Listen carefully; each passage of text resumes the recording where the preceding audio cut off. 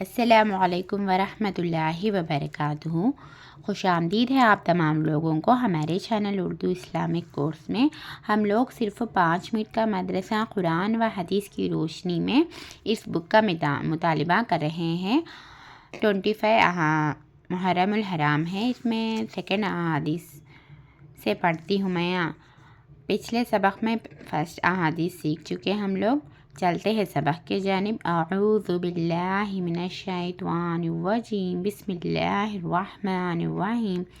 Number 2، حضور صلی اللہ علیہ وسلم کا معجزہ، آپ صلی اللہ علیہ وسلم کی دعا سے بارش کا رکنا۔ ایک بار رسول اللہ صلی اللہ علیہ وسلم کے زمانے میں سخت بارش ہوتی رہی۔ اس کی وجہ سے مکانات گرنے لگے، جانور ہلاک ہونے لگے اور راستے بند ہو گئے، اور لوگوں نے آپ صلی اللہ علیہ وسلم سے بارش کی زیادتی کی شکایت کی۔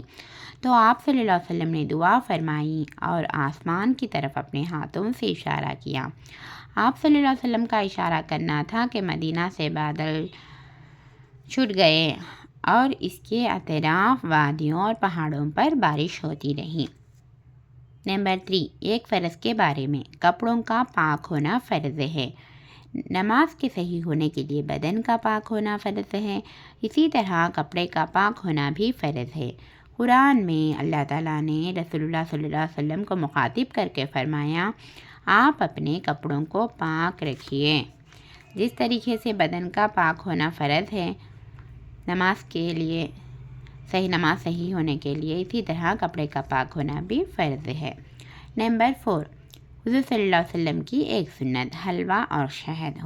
حضرت عائشہ رضی اللہ تعالیٰ عنہا فرماتی ہے، رسول صلی اللہ علیہ وسلم کو حلوہ اور شہد بہت پسند تھا۔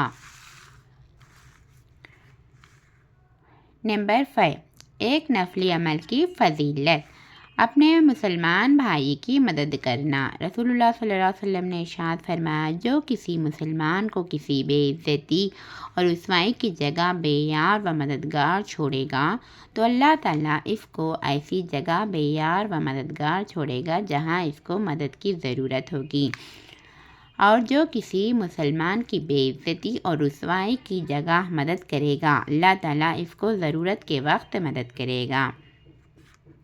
اس حدیث سے ہمیں یہ معلوم ہوتا ہے کہ جو کسی مسلمان کو بے عزتی اور رسوائی کی جگہ بے یار و مددگار چھوڑے گا تو اللہ تعالیٰ بھی اس کو ایسی جگہ بے یار و مددگار چھوڑے گا جہاں اس کی مدد کی ضرورت ہوتی ہے۔